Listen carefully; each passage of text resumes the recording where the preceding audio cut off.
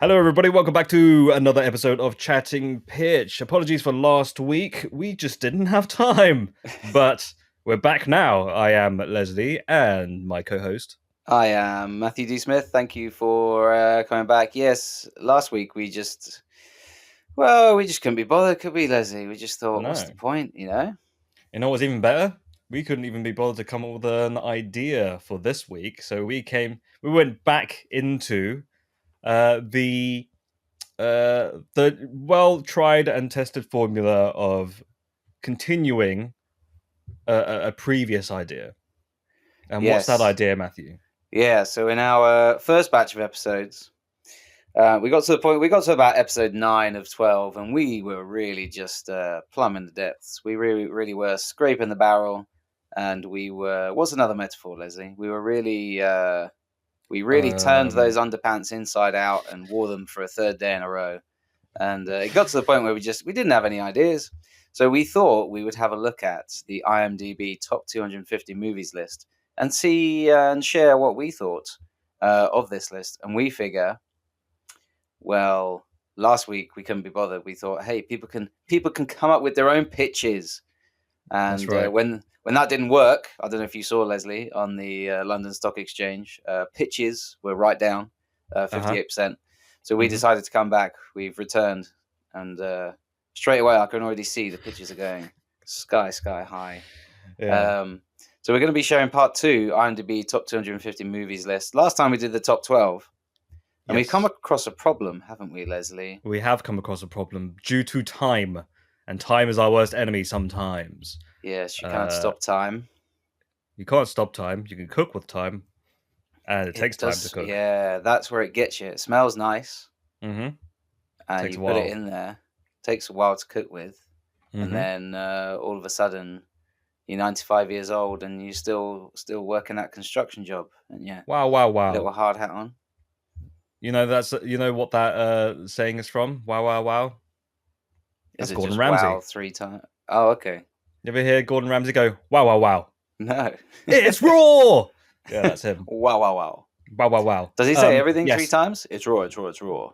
So, yeah, because he has to do that. Otherwise, he doesn't get to summon the... It's like Beetlejuice, isn't it? Yeah. That's how he gets his raw meat. He stares into a mirror and goes, It's raw. And then it falls down from the ceiling. He has to catch it. The giant chef demon turns up behind him. Yeah, that's right. Oh, so he goes, Gordon, wow. We meet again. Wow is his way of making his food taste better. Do you reckon he ever does it where he's at home and he's like, I can't be bothered to cook this garlic bread? So he finds a reflective surface. It's raw. I am the cooking demon. Voiced by Brian Blessed. Who has summoned me? And Gordon's just like, yeah, I really needed some garlic bread doing and I haven't preheated the oven. This was highly irregular. You know, before we recorded this, before we started recording, I said I've got something on my phone that I wanted to mention, and that would be my intro. And through, I don't know, this must be divine intervention or something, because what I was going to mention was actually cooking related. Oh, how mad is that? I didn't even prompt you. So, turns out the term al dente has nothing to do with being at the dentist. I didn't know that al dente actually means eating something or cooking something that has a slight bite to it.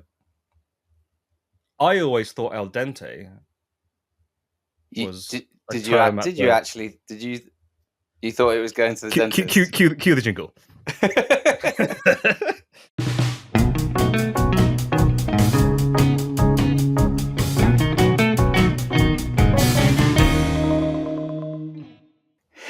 I'll probably cut this bit out, but like.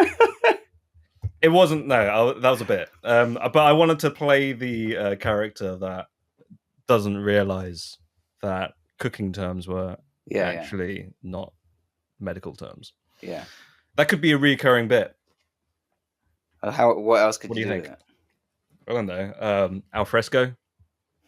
You thought it was like painting a ceiling.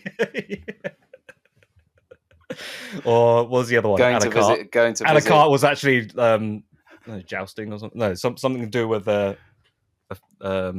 going on one of those carts in San Francisco. Yeah, go-karting in San Francisco. Yeah. Yeah, so you thought a la carte al fresco meant going on a cart. I don't know if any of this bit's going in the podcast, by the way. But like, let's just put that in there. We could just. Did you like that bit? It was dumb. I did. I saw you for a second. You were like, Leslie cannot be that dumb. I was like, are you serious? Is he doing a bit? No. What happened was when I was driving back home, for some reason, the phrase al dente popped in my head, and I was like, I know it's a cooking term, but I can't remember what it is. I was like, oh, dente sounds like dentist, right? It's got to be something to do with teeth. And I was like, oh, what if there's a character that doesn't understand the difference between phrases? It's almost like deliberate. Yeah. Like Tobias from Arrested Development. Just constantly. I haven't seen Arrested Development. Oh, you haven't seen it? At least not enough. I've seen the first season. But yeah. So he's constantly saying things that reveal he's homosexual, essentially. Okay. There's a great bit where he's like an understudy for the Blue Man Group. Sure. So there's one evening. The episode where he's painted all blue. Yeah, there's one evening where he paints himself entirely blue because he thinks he's going to get a call. Yeah. And then someone asks him to do something and he goes, Michael, I just blew myself. And it's like he's almost deliberately. Yeah. Very good. Anyway, Very good. Should we go back into it? We can go back into it. Sure. Oh, excuse me. Before we do go back into it, though, I wanted to talk about something that's more topical, and that being movies that have just come out that I want to see. Okay. Are there any movies that you want to see? Because for me, there's a movie called Long Legs that I want to go see, but you don't know anything about it other than I know nothing about it apart from that Nicolas Cage is in it, and that picture of Danny DeVito with long legs that you sent to me. I assume that those two are equally included in the movie. Yes. I can tell you from someone who hasn't seen the movie that Danny DeVito meme is the movie. It's just that screenshot for 2 hours. Yeah. With Nicolas That's Cage why you have the person screaming, because it's Danny DeVito in a bar in Philadelphia. Yeah, I actually don't know anything about the movie. I know that it's a detective film, or it's kind of like a it's almost like Seven in that kind of vein of a detective type movie, and it's also a horror. So maybe the first half of it might be like a detective procedural thing. Is that what they call them? A procedural cop drama. Yeah. And then towards the latter half, it's more horror. But I think Nicolas Cage plays the villain. I think he plays Daddy Longlegs. He plays Daddy Longlegs. He's dressed up as a giant crane fly. Yeah. He just keeps like bumping into the wall. Trying to get out of the window. People are terrified of it because he's going to bump his head eventually. He's going to hurt himself. Because he's got slightly longer legs than an average person. That's right. Oh, he's got 34-inch legs. But he's only got a 30-inch waist. Maybe we could talk about that at some point if we end up going to see it. But yeah, that's a movie that I want to see. Well, is there a movie that you want to see?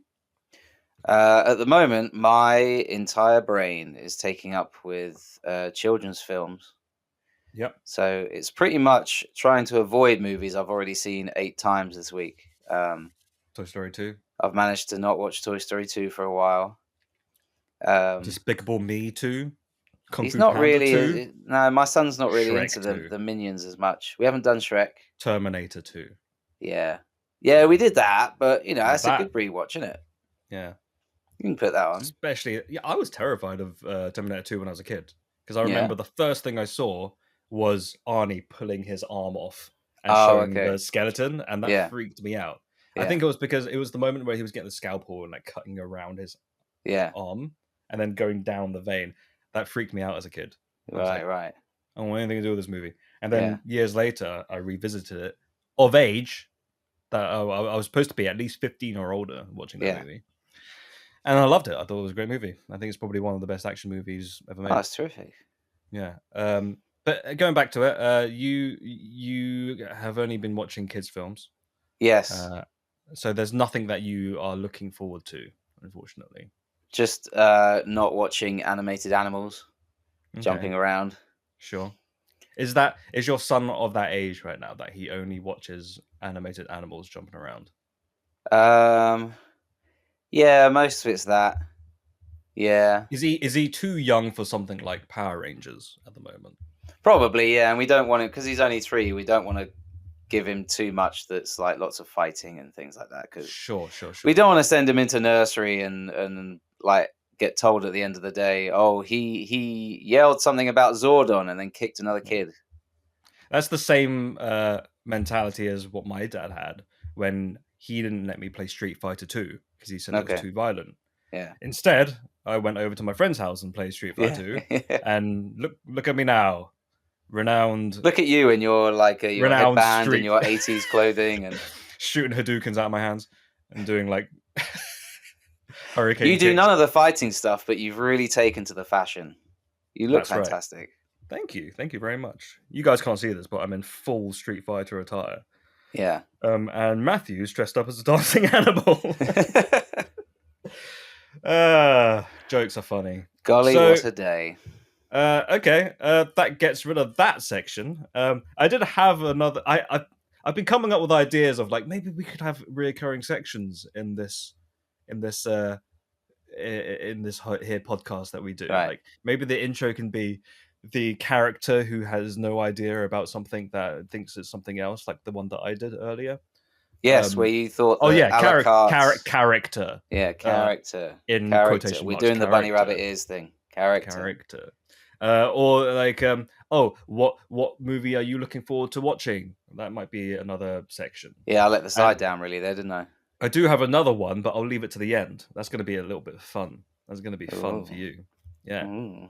I'm gonna type this down so I don't forget. So here we go. Okay, so I'll let that. I'll leave that to the end. The chances are I'll probably forget.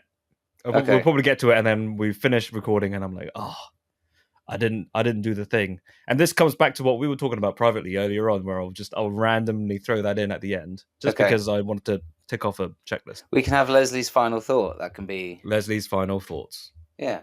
Very good. And then there will be a little jingle. Leslie's final thoughts. Bloop, doop, doop, doop. Bloop, doop, doop, doop. Ba-da-ba-doop, ba-doop. Internet movie database. The jingle is longer than the actual final thought. Yes. And then the final thought is like... I like grapes. That was Leslie's final thought.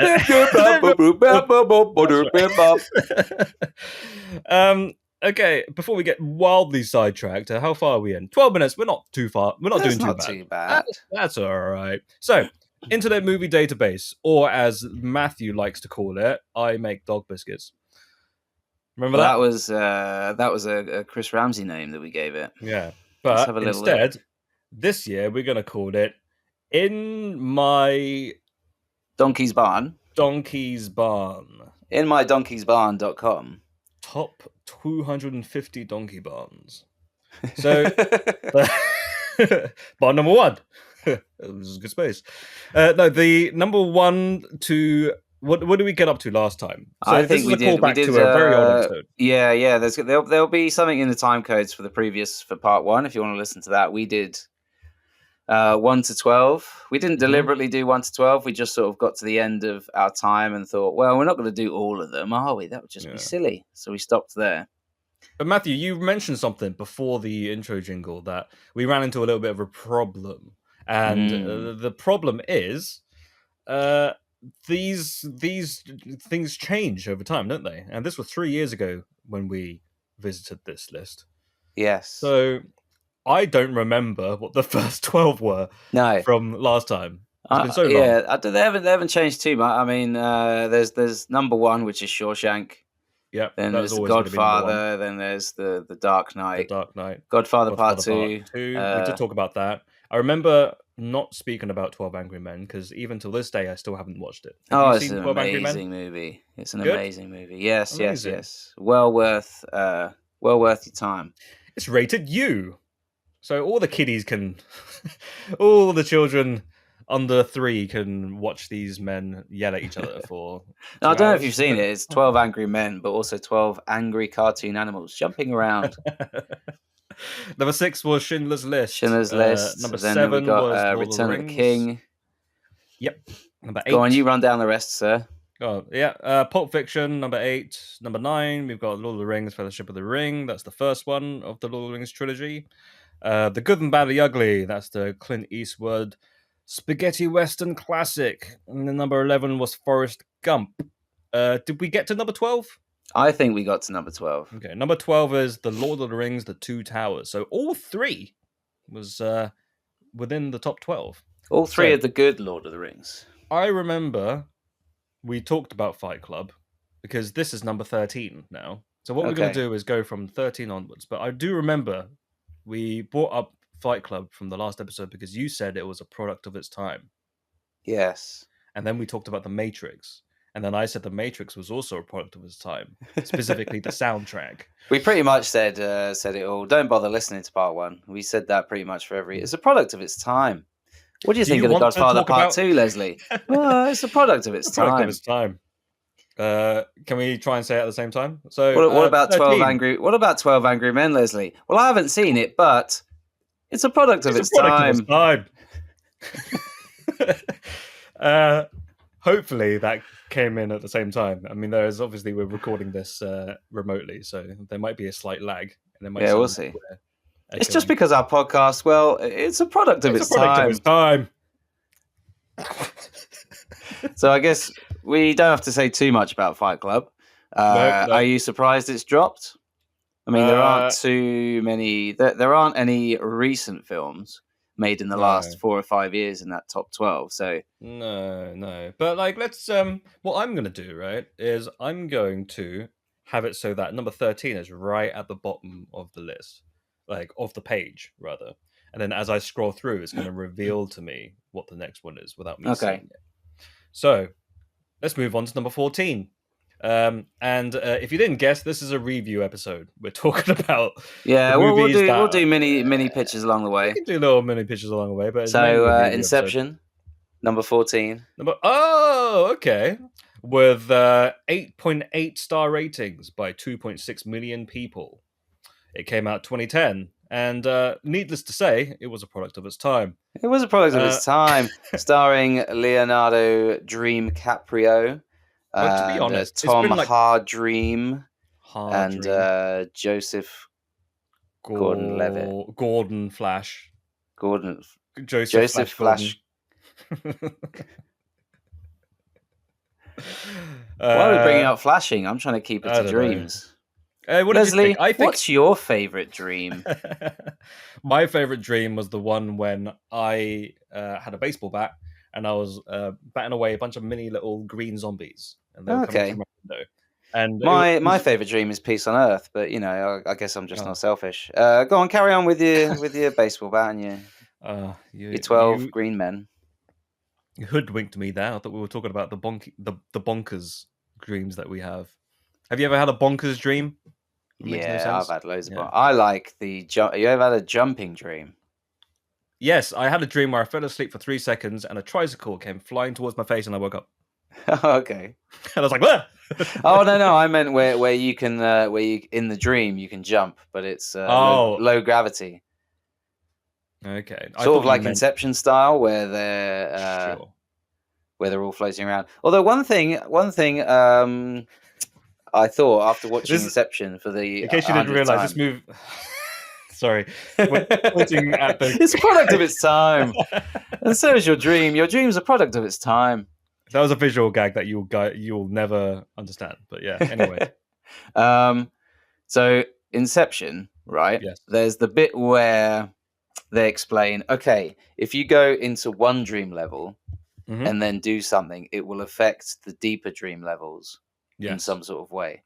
So when the car in reality goes off the bridge, yes, and they're all they lose their bellies, and then it makes Joseph Gordon-Levitt float around, doesn't it? Yes, that's right. Now that was like a level above the other level. So like, yes, there's time dilation as well. Where the whole time the truck is falling off the bridge, Yeah. there's a huge action scene happening. Yeah. Within the dream, right? Hmm. What were you? What was your Well, point? I'm wondering the level with the snow, where they're all in Yeah. the snow. Yeah. Why is there not just a series of people and snowmen floating into the air, like grabbing hold of pine trees? That's a good point. That's a good point. Is there an explanation in there that I missed? I don't know. Sure.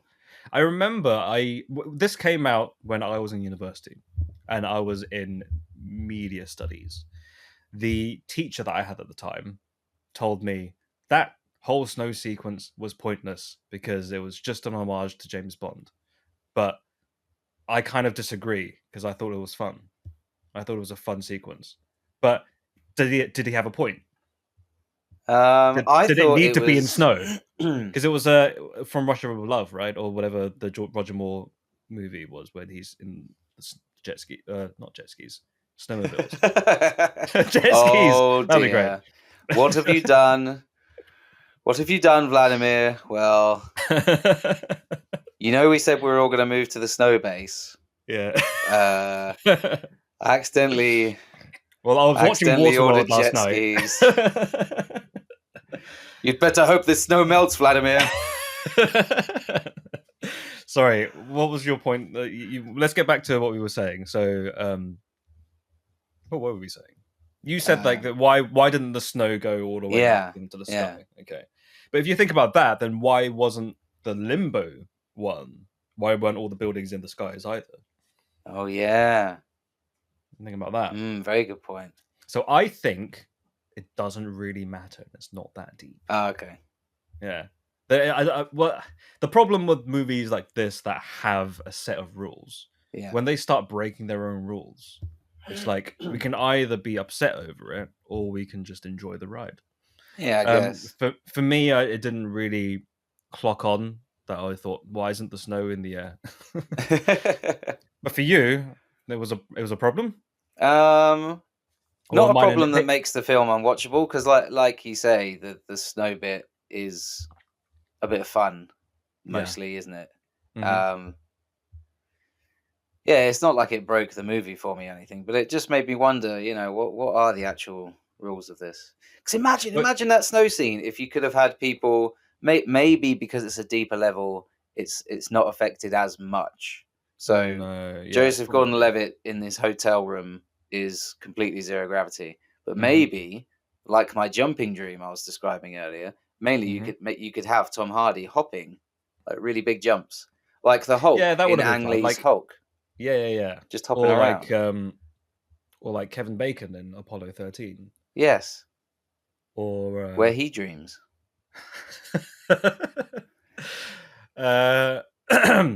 Okay. Why don't we just move on to the next one? Okay. So Inception, good movie, right? I liked it. Yes. Definitely a product of its time.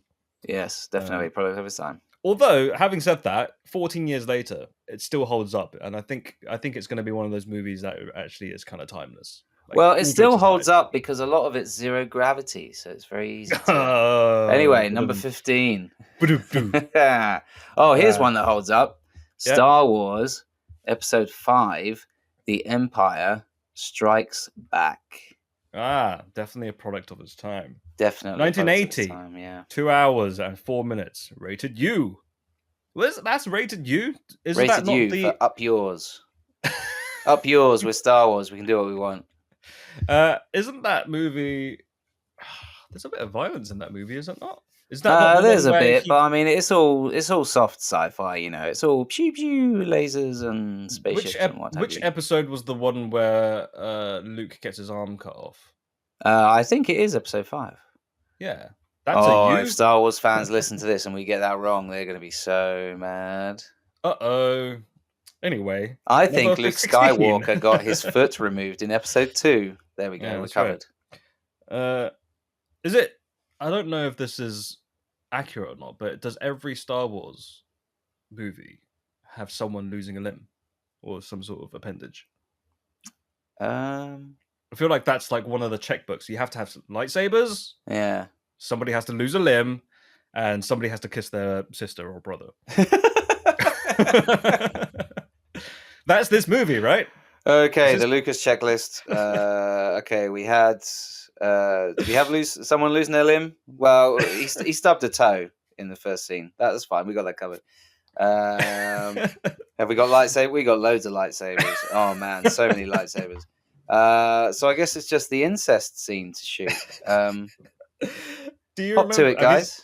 Have you seen that clip where it was? I think it's in Return of the Jedi where Han Solo is with Leia and they're in the middle of a shootout, and then I think Princess Leia says something like, "Oh, I love you. It's always been you," and then Han Solo goes like, "But what about Luke?" And he's like, "Oh, you silly goose. He's my brother." That famous Leia quote. You silly goose. May the force be with you, you silly goose. And then there's a look on Han Solo's face where he looks around and he's like looking shocked that he just realized that Princess Leia is Luke's brother, right? Yeah. And then there's a flashback sequence and he goes and it's the scene where Luke and Leia kiss. And it cuts back to Han Solo just going like and he's sweating now. Yeah. And I think having just kissed Han Solo. So yeah, that's a very fun clip. It's a product of its time. It's a product of its time. Moving on, number 16. The Matrix. Now, we talked about Matrix last episode, but I don't know if we actually talked about it being in the list. But we definitely said that this was a product of its time. Yes, we did. I don't think what did we think of it? Are you a fan? I'm a fan, yeah. I mean, I don't know whether or not, because there's been a bit of revisionist history going on with The Matrix at the moment, with the directors not being who they used to be. Like, now they are the Wachowskis, or, colloquially, the Wachowski sisters, but they used to be the Wachowski brothers. And now there's this ongoing debate whether or not The Matrix is actually an allegory for being trans, transgender. Okay. So you look at all the different kind of the beats in The Matrix, like Neo being from one life, like being trapped in like a body, and then coming out of that body, being a whole completely other person. So there's like parallels, and then the people saying, "Oh yeah, that makes sense because that's what happened to the directors, right?" Yeah. But at the time, it was just a big bang bang action movie, Yeah, everyone was just like, "Well, he's action Jesus." Look who's back! You silly goose. I need guns, lots of goose. I need goose, lots of goose. Lots of goose. Wow. I've never seen a goose move that fast. Not fast enough. Dodge this, you silly goose.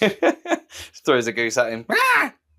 That's going to be our pitch. That's our pitch element to this episode. Every movie that comes in, we have to incorporate some sort of goose or farm animal. Yeah. And they have to be dancing. The Matrix. I still think it holds up. I think it's a great movie on its own. I don't know if I completely believe the intention to that movie was the whole allegory aspect of it, but as a movie on its own, I think there was a lot of religious symbolism in it, with like resurrection and everything, and the one reincarnated and all that kind of stuff. Not reincarnated, but I said the right word before, resurrection. Yeah.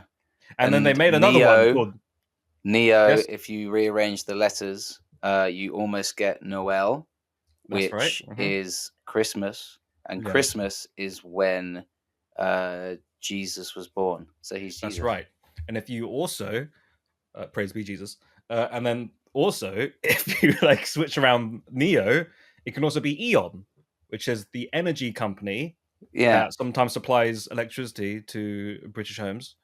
So I think much like Jesus did in the Second Testament. Well, how do you explain the Festival of Lights? Exactly. Job done. Product of its time. 17. Next one. Goodfellas. Hey. Goodfellas. Hey. Oh. Hey. Good. That's definitely a Goodfellas. Hey, you talking to me? Huh? Yeah, Goodfellas. Yeah. Huh?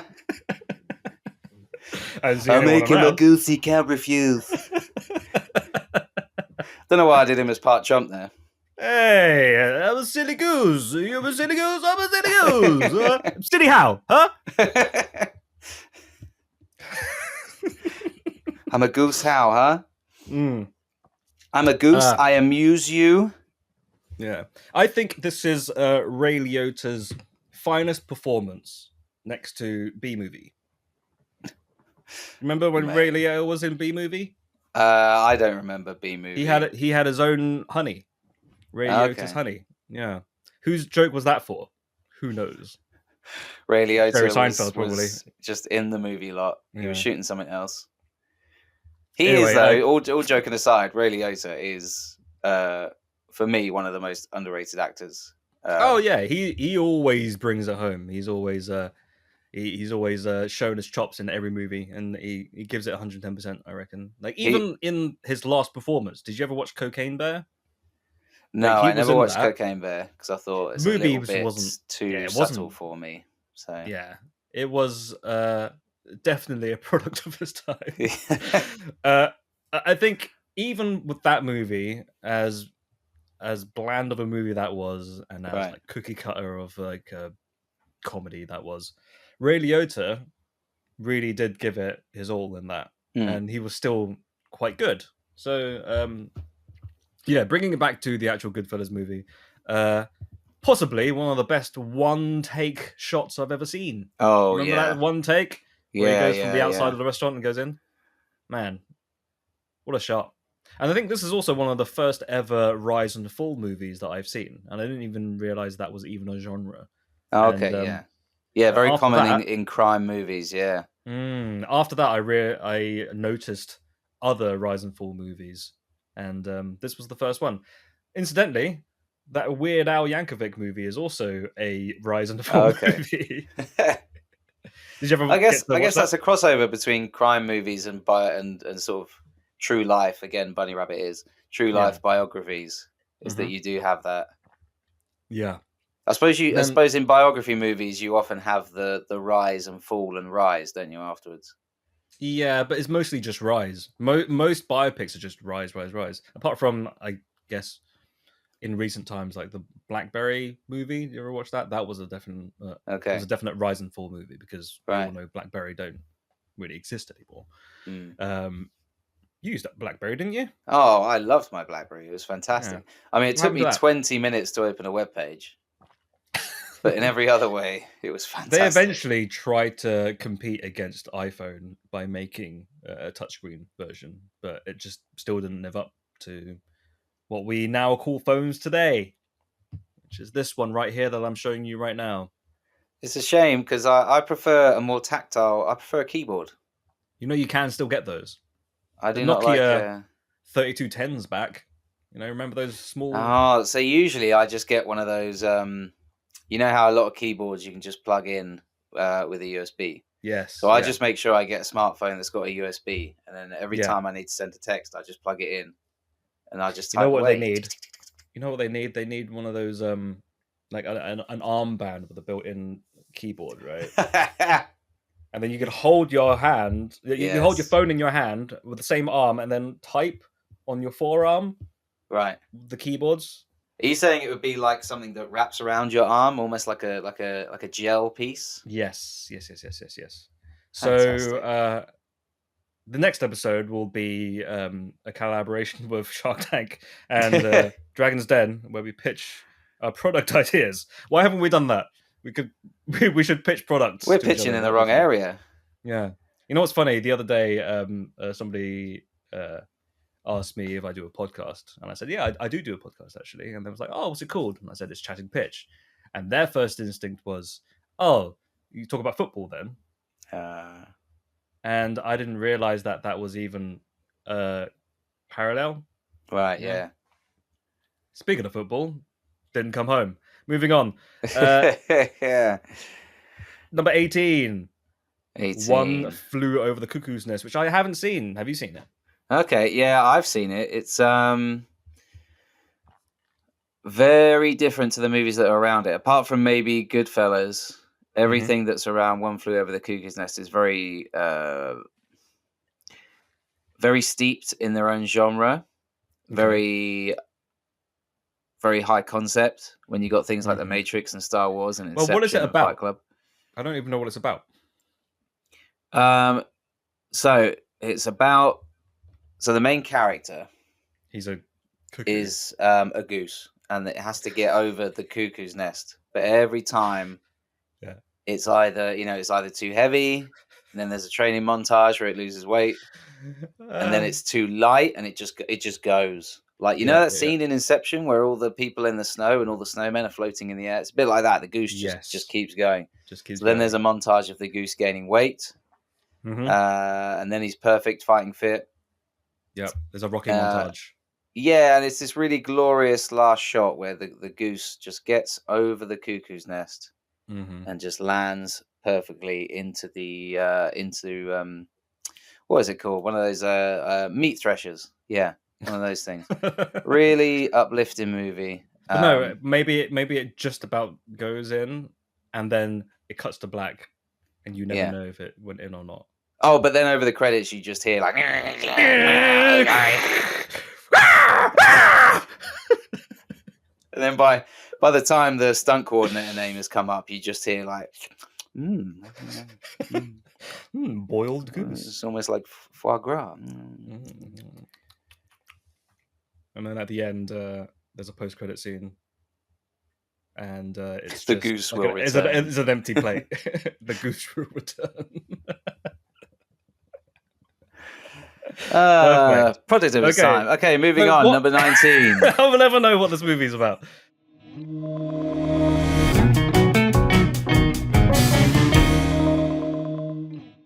Number 19, Seven. Okay, we spoke about Seven, incidentally, didn't we, earlier? Oh yes, comparing it to Daddy Longlegs. Yeah, that really. If there's anything that's a product of its time, Seven definitely is a product of its time. Oh yeah, definitely. Do you know why?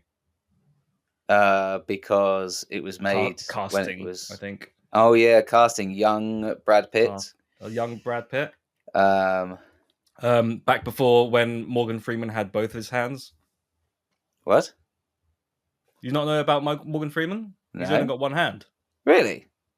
Okay, I didn't know about this until. If this is a bit, this is not audacious. This is not a bit. This is not a bit. Okay, technically he still has both hands. However, I think his left hand is paralyzed because he got into an accident in 2008. Okay. So if you ever watch The Dark Knight Rises, you'll notice that Morgan Freeman's left hand is either in his pocket or it's been CGI'd.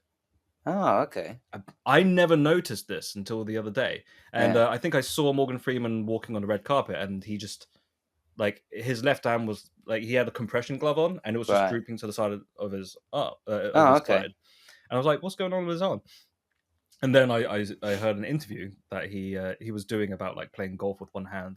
And he was like, I can still do everything I do today. I just have one arm. Oh, okay. But he had a big accident, like a car crash in 2008, and then paralyzed. I bet you didn't know that. No. So definitely product of his time. Morgan Freeman had both hands. Have you seen that interview where he it's like a press junket thing? So it's those who don't know, it's a press junket is when the actors are promoting the film, and it's just interview after interview after interview. And I think it was Morgan Freeman. It was Morgan Freeman and Michael Caine promoting Now You See Me. Now You See Me 2, I think it was. Yes. Pretty decent movie. And you know what's really funny? Well, it's not that funny actually, but I'll tell you anyway. The previous episode when we were talking about IMDb top 250s, you also mentioned Now You See Me 2. And you said it's not as bad as people say it is. So I'm glad that my opinion has been consistent. How has this come full circle? Who knows? Magic. Very straight. I watched Mr. Bean movie the other day again. No, I was doing The Prestige. Magic. Oh. Abracadabra. Yeah. Oh yeah, Alfred Borden just sticking his middle finger up. Goodbye. He's like, go back to the thing. Pardon my intrusion. It was magic. That's in my top 10, I think. Bean, What, the The Prestige? movie. Oh, The Prestige, okay. yeah. Sorry, yeah, of course. The Prestige, the Bean cut. What were we talking about? We're talking about Seven. Oh, yeah, sorry, you're talking about that Morgan Freeman thing. Oh yeah, he fell asleep during one of these press junket interviews. Sure. And his official response was something like, I wasn't falling asleep. I have it was something like I have Google glasses, and I was just updating my Facebook status. Very funny man. He's Yeah, good. He's a good. But let's go back to Seven. I think everyone that talks about the most recent Batman film, the Robert Pattinson one, they say it's 7. They say it's 7. They said the same thing about that Chris Rock Saw movie. They said that was Saw, but 7. Yeah, I think that description is 7 Sawcopaths. A bit. I'm here all night. I think it's a very reductive comparison. I don't think there's. Yeah. But that's not what we're talking about, though. We're not talking about. Yeah, sorry. Yeah, let's not be negative. Let's be positive. Yeah. So I'm positive that it's a highly reductive comparison, and that. But no, you think it holds up? 7, outstanding movie. The what's in the box scene. Yeah. Yes, classic. You could say it's kind of funny, but actually, it's very good as well. Yeah. What's in the box? And what's in the box, Leslie? What is in the box? An Xbox. Oh, it's a goose. Sorry. I was looking down, and then when I looked up, I saw you flapping your arms, and I realized, oh, he's doing the Xbox dance. Yeah. Xbox when you're trying to cool down the Xbox, you're waving your hands. That's how you cool down an Xbox. You get a goose to flap its wings. Yeah. It's about as loud as a 360 starting up. Yeah, that's right. I never had a 360. I had the original Xbox. Okay. The one that was advertised in Michael Bay's The Island, where Ewan McGregor and Scarlett Johansson are punching each other, and it says Xbox everywhere. It's like, this is the future of gaming. Anyway, yeah, 7. I think 7's a good movie. Yeah, that's it, really. Number 20. That's what Leslie thinks. Moving on. I think we can talk about it a bit more. I think Brad Pitt and Morgan Freeman are both really great at playing the. It's almost like, I guess you could compare it to Lethal Weapon in a way, that you've got that older character in Lethal Weapon. The bit where Brad Pitt says, "I'm too old for this." Yes. Morgan Freeman says, "I'm too old for this nonsense." And then, but then you've Brad got Pitt that gets other in his car and drives down the road like the road warrior he is. Give me back my money. Yeah, okay. Give me back my magic. Sorry, you're saying you think Brad Pitt and Morgan Freeman are like, I guess it's like Lethal Weapon's like a buddy cop movie, but this is not really a buddy cop movie. Yeah, there's a twist on that relationship, because you've got Brad Pitt's character is very determined and very hot-headed. At the start of the movie, he's not really eager to learn anything. He's just eager to simply just dive in and try and get things done. Whereas Morgan Freeman's character is Jiminy Jinnikers, Morgan Freeman. Let's catch this bad guy. Kevin Spacey is exploding again on social media. Anyway, what's he doing now? Acting lessons in Russia. Yeah.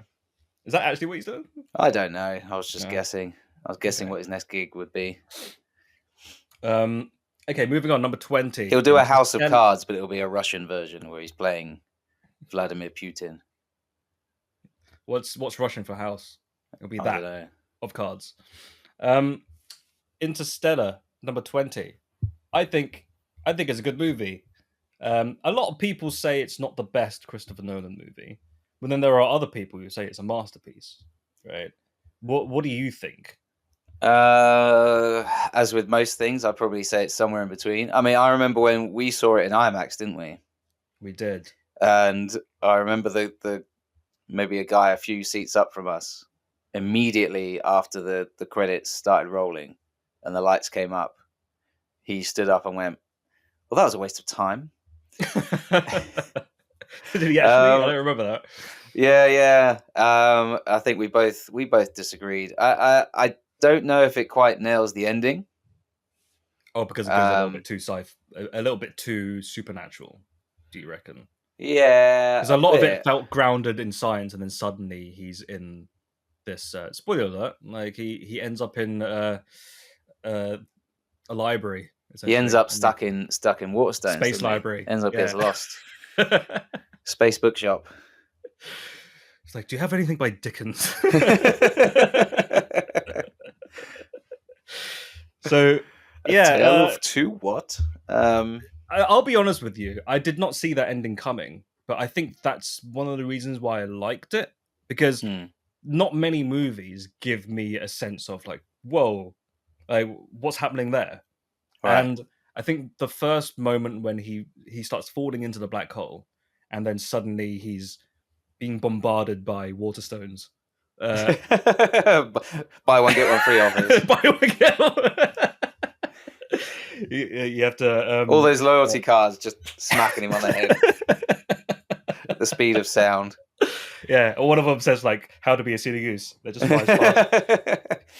And that one sticks to him. And then a piece of paper just like flapping on his forehead. Just quick enough so you can read the title of the book, and then it flies off. Yeah. So yeah, the Untitled Goose Game, the novel. How to beat the Untitled Goose Game in 5. It was the best of honkings. It was the worst of honkings. So not many movies give me that kind of reaction where I've just been taken back, and I commend that movie for doing that, because I did not see that moment happening. It is preposterous, but at the end of the day, it's a sci-fi movie. You're not going to get real robots walking around like a giant Tetris block. Yeah, I liked those sarcasm. Yeah. Sarcasm at 17.5%. I'm a goose. So you see, it works because I'm not really a goose. I'm a robot. One thing that took me out of the movie, though, is with the same speech as Barack Obama. You gotta vote. If you don't vote, nobody gets votes. If you don't vote,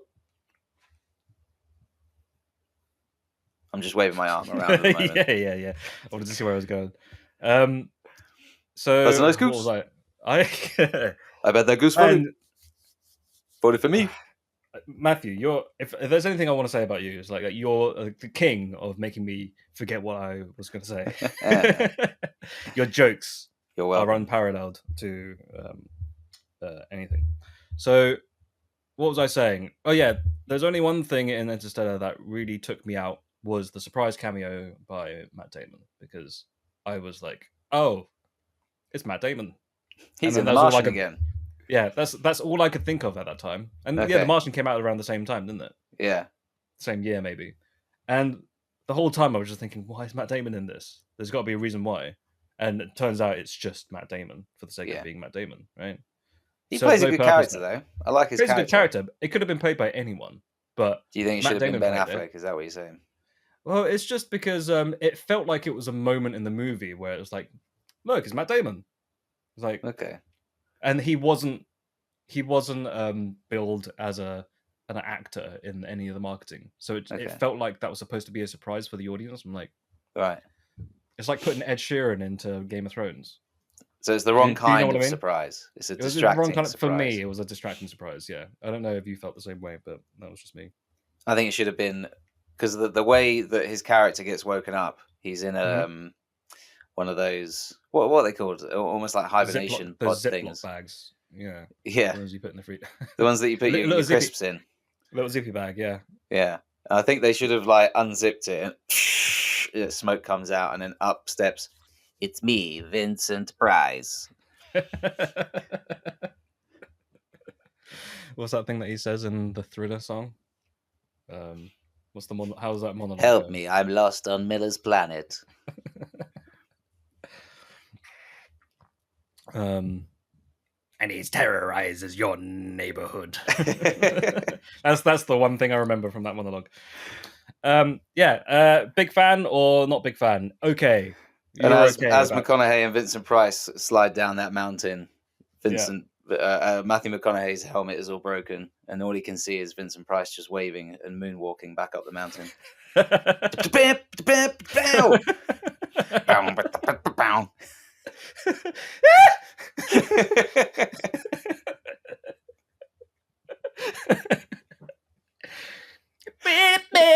Yeah. And then when Vincent Price tries to open that airlock and the whole thing just explodes, that's when and the music just stops. Hard cut to credits. Okay, let's just move on because we're almost at the hour mark. We can probably squeeze 4 more. What have we got? Oh, yeah, this one makes it into the top 250 of lots of people's lists. It's a Wonderful Life. Do you want to know a fun fact? Go on. Never seen it. Oh. It's always been that movie that people say you have to watch it during Christmas time, right? And is it essentially that Christmas Carol film, but a 1940s... Not really. I mean, the main sort of emotional hinge that it works on is that there's a point in the movie where it's almost like reality changes. Yeah. And it's as if the main character wasn't born. Okay. And then he sort of wanders through, but to everyone around him, his family and his friends, he's just a stranger from out of town. Yeah. And he sort of sees how the world, just from him being taken out of the world, how his sort of town and all the people in it are made a lot worse. Okay. And it's almost a sort of lesson for the main character. It's almost a lesson in, look, you do good. Just by you being you, everyone is made better, and your town is a nicer place to be in. And like even just Bill's house and Fred's house, they're nicer. And the fact that you, if you didn't exist, then you'll tear the fabric of space-time continuum. And what about my kids? What about my kids? And they go and visit the kids, and they're just empty husks. They're all just empty husks of like. We are one with the void. Just no pupils. Yeah. How's the goose involved? That's the goose that's cooked at the end. That's why it's a Christmas thing. That's right. Okay, so I've never seen it, but it's worth watching. Is it? I'd say it's worth a watch. Some find it a bit saccharine, a bit sort of oversweet. Okay. I think that's a very valid. What's one of the most famous quotes? There's a famous quote from this, isn't there? Like, I wish I'd never been born. Is that the something like that? Something like that. Yeah. And then someone. This goose is overcooked. That's because you weren't in reality. Yeah. It is the main theme, like theme song. Does it have the words "It's a Wonderful Life"? It's a wonderful life for us. For you. It's a wonderful life for me. Would you like some? Boy, yo, goose. I can give you 1 or 2. Moving on, number 22. Seven Samurai, another movie I haven't seen. Which essentially is... didn't Zack Snyder just make this new one? That also is Seven Samurai. But I do not care what Zack Snyder is up to. I'm going to do that thing that my dad does when he watches movies sometimes. Like, say, let's pretend I'm watching Seven Samurai. Okay. And then I'm my dad. Like, oh, they just ripped off Rebel Moon. Oh. Oh. Yeah. Oh, boy. Dad, so I was watching June 2 again. And he's like, this is just ripping off June 1. Yeah. He said, this is ripping off Star Wars. This is ripping off Avatar. And I was like, oh, okay. And I didn't have the heart to tell him. I didn't want to go into this massive monologue saying, well, little did you know that Frank Herbert wrote this book ages ago, and it actually influenced a lot of sci-fi. But he wouldn't have had it. He would have been like, this is just the blue people all over again. Okay, Dad. This is ripping off the Jetsons. Going back to what we were talking about, Seven Samurai. Have you seen it? Seven Samurai. I think this is the first one on the list that I haven't actually seen. Okay. It's one of those that's on. It's on my shelf, ready to watch. But boy, is it a long runtime. And I don't think I can persuade either my 3-year-old son or my wife to sit for 3.5 hours. And I mean, have you seen The Irishman or Killers of the Flower Moon or any of Martin Scorsese's recent outings? I tried The Irishman. I think that those are 3.5 hours long, aren't they? Yeah, I didn't. Have you seen Titanic? You know what? I just didn't enjoy watching The Irishman at home. I don't know what it was about I think you probably would have enjoyed it more if you went to the cinema to watch it, because you can't leave the cinema unless you really wanted to. Whereas unless it's the Lorax. Yeah. The only movie I've walked out of.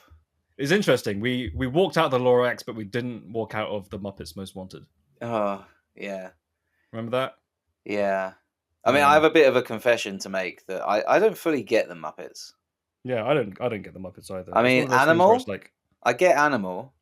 Yeah. I like Animal. I like his. I kind of like Kermit. I think Kermit's kind of funny sometimes. But like, where he does the wrinkly thing with his face. No, when he does the. Where he turns into. Oh, I thought you meant with the bit where he does like the De Niro impression with his face. That was him in Goodfellas. That's a pretty good joke. You didn't realize that Kermit played him. Pretty good joke, Fuzzy. Okay, I guess there's not really anything else that we can talk about. I'm going to move this on, by the way. We're running out of time. Either now or in post-production. So next we have The Silence of the Lambs. Okay, that's another movie that I haven't seen, but I know the ending. Okay, so this is Hannibal Lecter, played by Anthony Hopkins. Mm-hmm. Probably the most popular portrayal. Yeah. I think the other adaptations have got definite things going for them. I liked Brian Cox as Hannibal Lecter, but I think a lot of popular culture... Brian Cox was Hannibal Lecter? When? Yeah, I think it was called Manhunter. I think it was a Michael Mann film. Okay, and he was like, the thing about black holes is that if you fall into one, you become cannibal. I'm going to eat you. The black hole is my mouth. Yeah. And then he goes into like a monologue about like space. Waterstones and bookshelves. And That's right. Yeah, do you like Silence of the Lambs? I feel kind of a bit of a...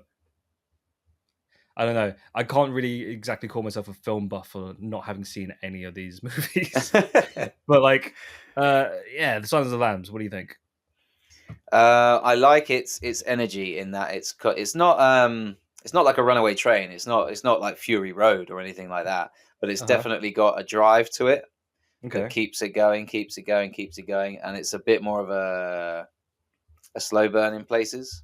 Mm-hmm. You say you know the ending. I think the ending works pretty well.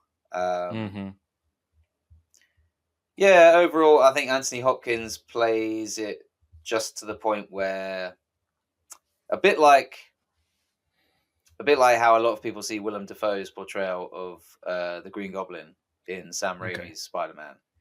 Like very over dramatic. Well, I'm not saying Anthony Hopkins is as over dramatic as Willem Dafoe. What I mean is that if he went any further with it, it would be hammy. Okay. Like his whole speech about the fava beans and when he does his little noise thing. Yeah. I think if he overplayed that just a little bit more, people would be just laughing in the cinema. So I think it's a really well calibrated, really well balanced performance. Yeah. Similar to how Willem Dafoe was sort of playing on that knife edge of, okay, he's not quite pantomime villain, but he is having fun with it, and he is being a bit silly and a bit comic booky. I get you. I haven't seen it. but I You haven't seen should. Spider-Man. No. It's about a guy who gets bitten by a radioactive goose. Goose. He develops the powers, the proportionate strength and speed of a goose. And as we all know, geese are incredibly strong. So he decides to enter multiple bodybuilding competitions. Yeah, the original title was actually Gooseman, but they did some screen tests, and that didn't go down well because they didn't understand the science behind it. They didn't understand why he was a goose. That's why you'll notice all the shots where there's like a spider or a spider logo, you can see like that sort of CGI sheen where they've had to get rid of the goose coming down from the ceiling. They've replaced it with a spider on a web. Yeah. And that alone was at least $1 million of the budget. Yeah, that was the $1 million show. Everyone was talking about it when it came out. Definite product of its time. And those of you listeners who weren't around for that Sam Raimi Spider-Man film, you won't know that, but at the time there was a lot of talk about goose to spider conversion. They called it. They built a whole new bit of software for it. Yeah. GTS they called it. Goose to spider. Goose to spider technology. Yeah, it's like akin to Pixar's Render Man. It was like pretty much almost identical technology to that. Yeah, they just gooseified it. If you know, just Google it. Like you'll just goose all words. 24. 24. The last one. Final one. What is it going to be? Drum roll, please. Oh, it's Saving Private Ryan. Oh, another one where Matt Damon turns up and it's like, hey, it's me, Matt Damon.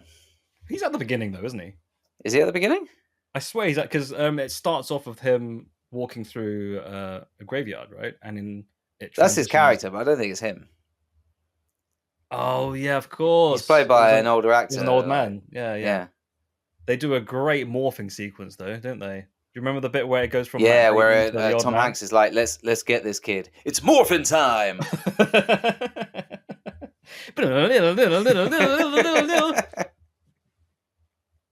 Tyrannosaurus Rex. And then Rex from Toy Story shows up. And then Tom Hanks goes, "Oh boy, old goose!" And then Vin Diesel's like, "Oh." Remember Vin Diesel? I'll be the legs. I'll be the car. Saving Private Ryan. What do you think? I thought it was Tom Hanks. Matt Damon's escaped. Hey, this movie's almost 3 hours. Yeah, and are you saying that to me like, hey, you should get your 3-year-old to watch this? Yeah. Because that opening scene, boy oh boy. I think there was a story about the opening scene where I don't know if this is true or not, because there's lots of stories like this. But the story goes, there's a lot of sort of shaky effects. I know exactly what you're doing. I'm not doing a bit. I'm not doing a bit. No. I know you're not doing a bit. I know exactly where you're going though, and I think I know the same story. Okay. But, I'm gonna. You know what? Go on. What's your version of the story? Go on. No, here's what we'll do. I'll type it down. Right. I'll type it down, and then if this is right, you tell me what it is, and then I'll show you on camera. I'll show you on the. Okay. See if I'm right. Okay. Okay. Tension, listeners. We're building tension. Go for it. What is the story that you've heard? So the idea was that they wanted a really shaky effect on the camera, because it was the D-Day landings, and I guess they just didn't want to. Yeah, I guess they wanted to build that effect, and the story goes that Spielberg didn't know that you could change the visuals in post-production. Yeah. So he attached some sort of like a device to the side of the camera that just made the camera rattle and shake. Yeah. Which I think is great. Is that the story that you had? Drill on camera. Yeah. Yeah. So that was the device. He attached the drill onto a camera to make it shaky. That's great. But to be honest, it's very classic movie making thinking, isn't it? If we can do it in camera, then we'll do it in camera. I know recently there's been a lot of it's almost fashionable to say oh, let's get it done in camera because we don't like CGI anymore. Right. But I would say this is an example where I prefer that, because then it's almost Spielberg is seeing the visuals and going, okay, yes, this is what I want. Yeah. And it's instead of being like, we can fix it in post. Yeah, and there's almost like an implied dedication. I don't know. I guess the dedication is just different because Yeah. VFX artists and the like will do a ton of hours and a ton of work into post production. But I just think I like the idea of a director being on set and going, okay, I know what I want, and getting it, and not being too loose with it. Because I mean, if you look at another example, maybe like Thor: Love and Thunder. Yeah. Where did you watch Thor: Love and Thunder? The impression I've seen enough of it. Okay. I did not get through the whole thing. Okay. But the impression is that it was just a bit of loosey-goosey, and almost everyone was improvising, and it was just, okay, let's pick it loosey-goosey. Let's just pick it out in post, all the best bits. And then it turns out, you can't just let any old actor just improvise. You actually have to get people that are good at improvising. You can't just say a line as if it's a joke and expect people to laugh. And you can't build an entire story around just people standing in front of a green screen and saying different things and waving their arms about. And there was that story as well about how Marvel treat their sort of VFX artists and the companies that they hire, and the fact that they will not decide things. So a lot of people that complain, like, what's with the effects in new Marvel movies? Those VFX artists are really letting the side down. And then it turns out, well, actually, that's Disney. If Marvel or Disney, or if the director could just actually tell them what they wanted ahead of time, instead of just being like, that design was good, but I woke up and I've just changed my mind now. It's like, okay, 3 weeks until the movie opens, and you're asking me to build an entirely new visual.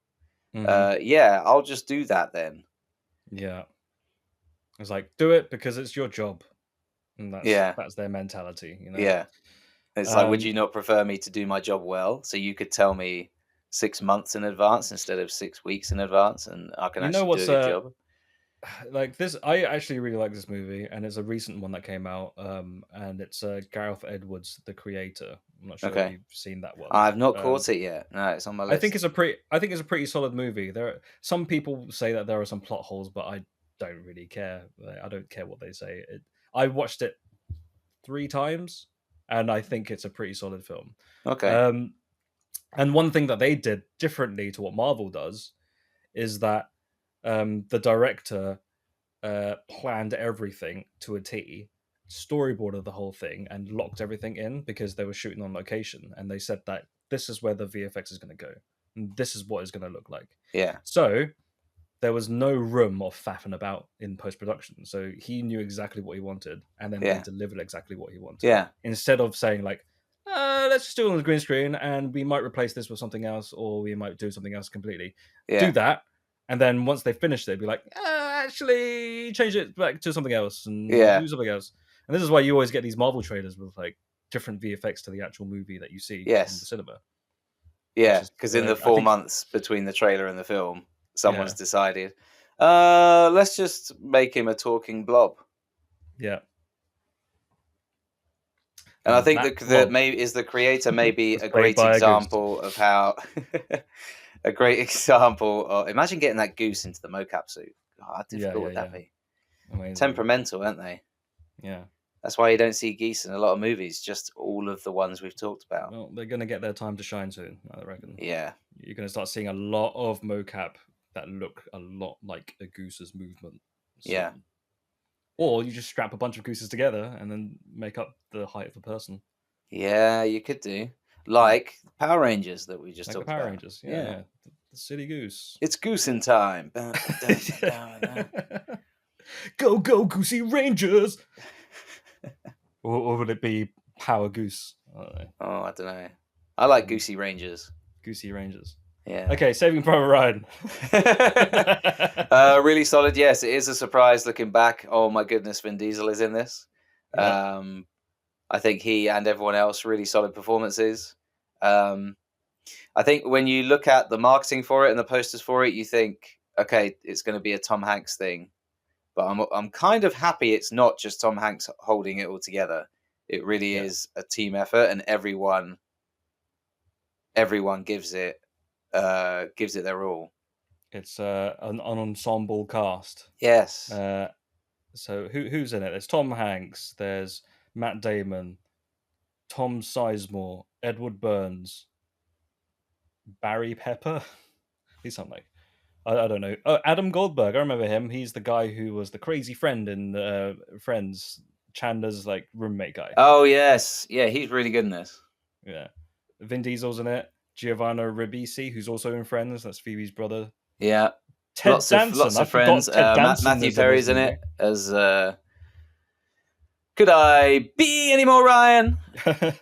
Yeah, Ted Danson shows up for 5 minutes. Yeah, Paul Giamatti's in it. Cool. Yeah, good cast. So I think that about wraps it up with the top, the next 12 movies that we spoke about in the next 250. So yeah, so I guess in summary, they're all pretty good. Yeah, all pretty good movies. Yeah. I don't know if you remember, but earlier on I said that there was a thing that I was going to introduce towards the end of the episode. Yes, Leslie's final thought. Yeah, my final thought. And I might even make a little jingle for this section. Oh.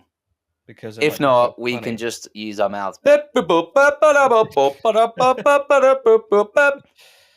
right.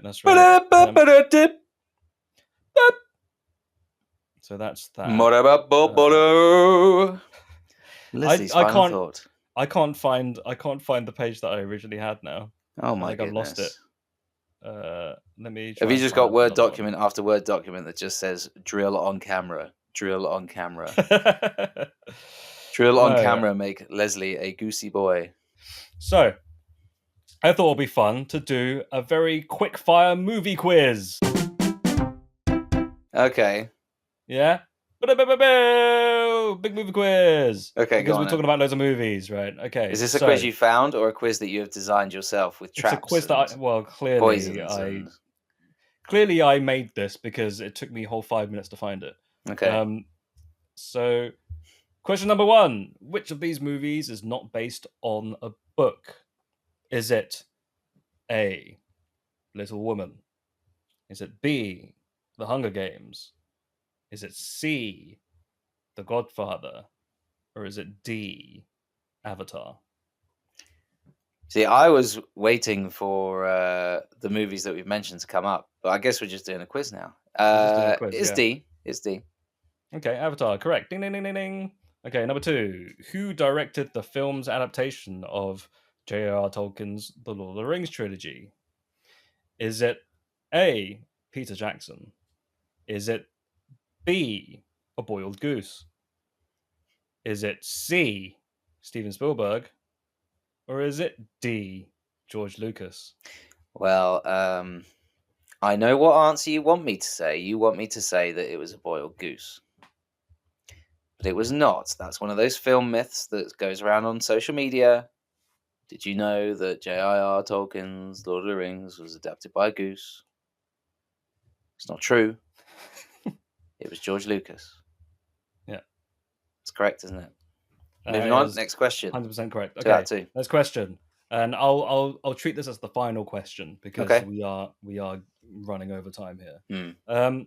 So, which of Jane Austen's novels was adapted into the movie starring Keira Knightley?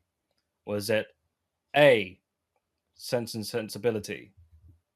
Was it B, Mighty Morphin? Oh no, I know what it was. Mighty Morphin Power Rangers was based on the theatre play. It was actually Bend It Like Beckham, wasn't it? Correct. Yeah. No one knows ding, that. Ding, ding, ding, ding, ding. 3 for 3. Ah, I'm so relieved. Join us next time on Movie Quiz. I tell you what, mate, that quiz, it was real product of its time. Yeah. Chatting Pitch has been brought to you by Leslie Way and Matthew D. Smith. If you enjoyed this episode, feel free to listen to others and maybe even subscribe. You can follow us on the website, formerly known as Twitter. Listen to us on Spotify or wherever else you listen to podcasts. Leslie and Matthew have their own side hustles as well. Feel free to check out Leslie's YouTube channel or Matthew's Medium blog. Links in the description. If you want anything else, we might have other links in the description if we think of anything interesting to add. Thank you for listening. I love you.